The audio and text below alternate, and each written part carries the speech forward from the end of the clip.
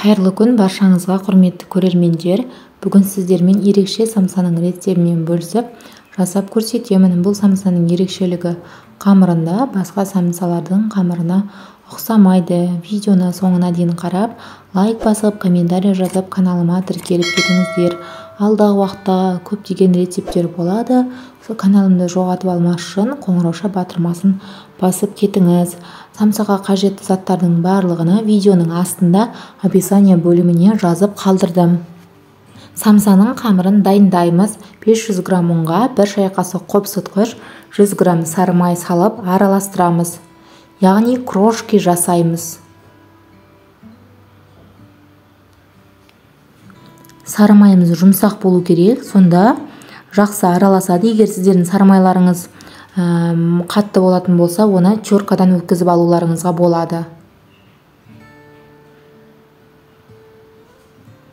Осылай видеода көрсетілгендей екі қолмен жақсылап араластырамыз. Мінекей біздің қамырымыз осындай крошки болып шықты. Бұл қамырымызды біріктіру үшін 350 грамм суға 1 жұмыртқаны саламыз, 1 шай қасық тұз саламыз. Араластырамыз. Бағанағы крошки жасап алған қамырымыздың үстіне құямыз.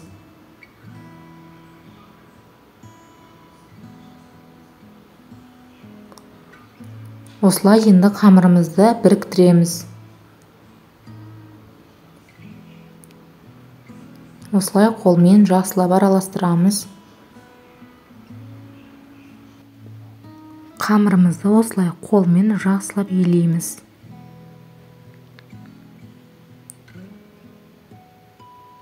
Егерде осы уақытта қамырларыңыз қолыңызға жабысып жатса, қосымша тағы да ұн сепсеңіздер болады.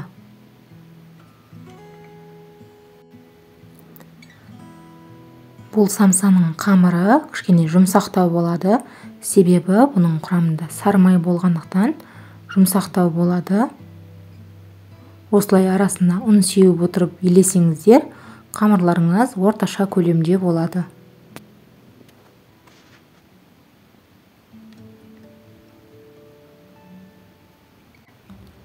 Мінекей қамырымыз дайын болды.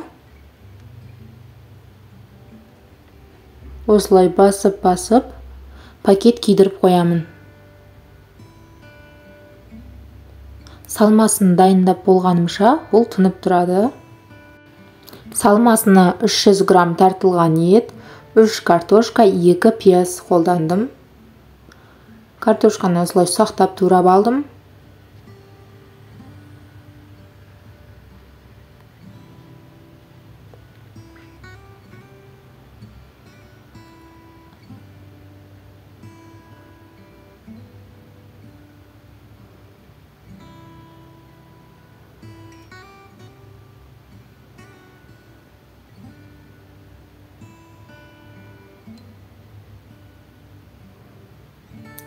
Пиязымызды да ұсақтап турап аламыз.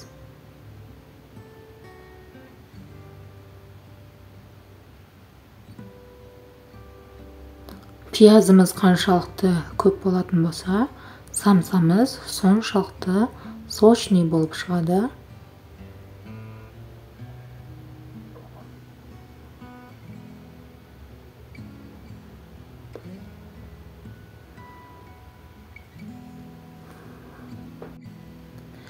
Сосын құйрық май қолдандым. Бұл қалауларыңызша.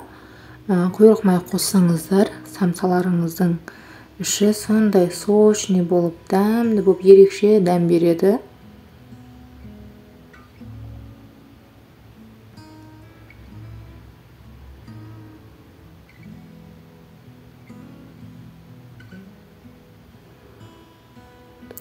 Дәміне қарай тұз, бұрыш, дәмдеушілерді саламыз.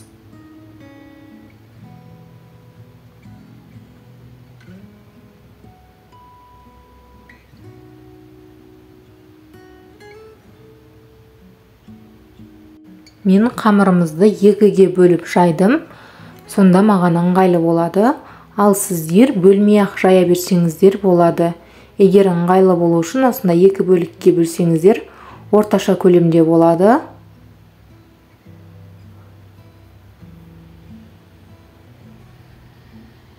Біріншісін осылай қолдың көмегімен жайдым.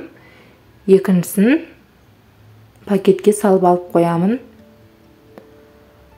Бірінші қамырымды осылай қолмен басып, жайып шығамын.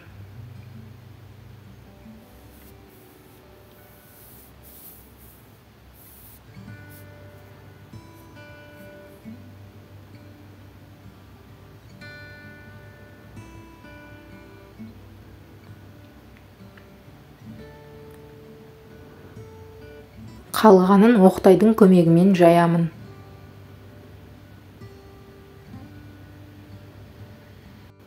Қамырымыздың қатты жұқа болуының қажеті жоқ. 5 бармақтың қамырынан кішкене жұқалау болса болды.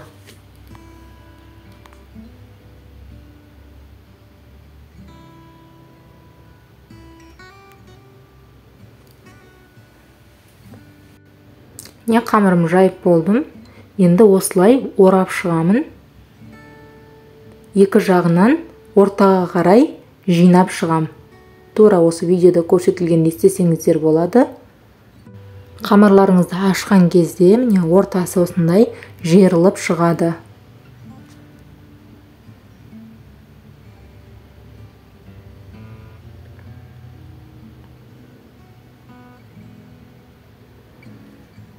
Салмасын салып шығамыз. Бұл самсаларымыз үлкен самса болып шығады. Сондықтан үлкен қасықта 2 қасықтан салсаңыздар болады салмасын. Самсаның осы аралықтарына 2 саусақ сиятындай қалдырып, салмасын салып шығасыздар. Не біз бәрін салып шықтық осылай. Енді 2 жағын осылай бір-біріне жабыстырып шығамыз. Жақсылап арасын жабыстырыңыздар. Сонда самсаларыңыздың ішіндегі суы сыртқа шығып кетпейді. Сочнилығын ішінде ұстап тұрады. Сосын бағана 2 саусақ қалдырған жерімізді осылай жақсылап буып шығамыз.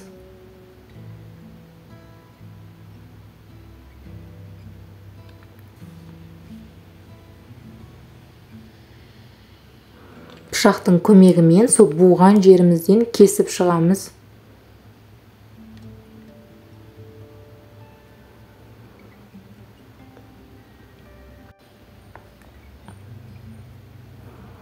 Самсамыздың 2 жағын бағанағы кескен жерімізден сол суы, салмасы түсіп қалмастығы үшін жақсылап қолымызбен қысып шығамыз.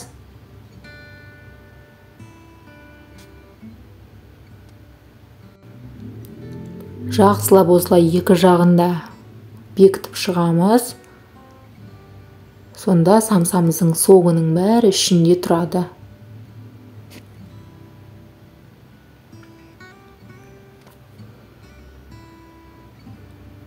Бұл бағанаға бірінші қамырымнан шыққан самсалар 7 самса шықты. Екінші қамырымнан 7 самса, общий менде 14 самса шықты. Самсаларымыздың бетіне осылай бір жұмыртқаны жағып шығамыз.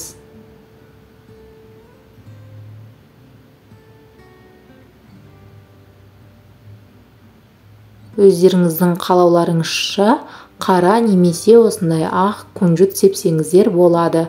Мінекей біздің самсаларымыз дайын болды. Енді қызып тұрған духовкаға 180 градуста 40-50 минут пісіріп аламыз.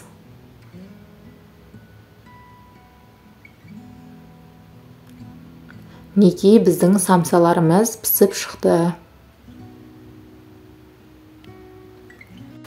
Көріп тұрғандарыңыздай ерекше столдың көркін ашатын самсаларымыз дайын болды. Қызарып, әдемі болып шықты. Сіздерге де жасап көруге кеңес беремін. Бір жасағаннан керемет болып шығады. Көріп тұрғандарыңыздай көлем жағынан да үлкен болып шығады. Арасы мінекей қамыры толықтай піскен. Салмасы да міне құйрық май қосқанымыздан соң сочный болып дәмді болып шықты. Менің отбасыма қатты ұнады. Сіздерге де ұнауына сенімдімін. Видеоны соңына дейін қарағандарыңыз үшін рахмет. Лайк басып, комментарий жазып, каналыма тіркеліп кетіңіздер.